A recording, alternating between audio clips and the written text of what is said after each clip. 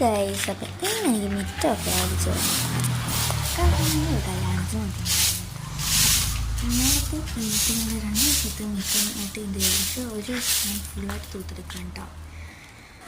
അപ്പം ഞാൻ എന്ത് ചെയ്യും, മിറ്റമൊക്കെ തൂത്ത് കഴിഞ്ഞിട്ട് ഞാനൊന്ന് റെസ്റ്റ് എടുക്കാനായിട്ട് വന്നിട്ട് നല്ലതായിട്ട് വിയർത്തിട്ടുണ്ട്. കുറേ കടിയെടുക്കാനുണ്ട്. അത് ഞാൻ വൃത്തിയാക്കിയതാണ് കേട്ടോ. കാണിക്കുന്നത് ഇടയ്ക്ക് ചെറുതായിട്ടൊന്ന് ഫിൽറ്ററായിപ്പോയി, അതാണ് കേട്ടോ ഗ്രീ കളർ കണ്ടത്. അപ്പോൾ അതേ ഫാൻ കാരണം ഞാൻ അത്രയും നല്ല ശബ്ദമായിട്ട് കേൾക്കുന്നത് കേട്ടോ.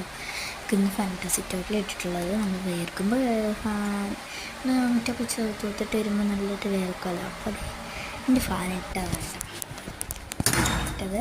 പിന്നെ ഞാൻ അകത്ത് കയറി കഥയൊക്കെ അടച്ചു ഗൈസ്. അപ്പോൾ ഞാൻ എൻ്റെ റൂമിലോട്ട് പോവാം കേട്ടോ.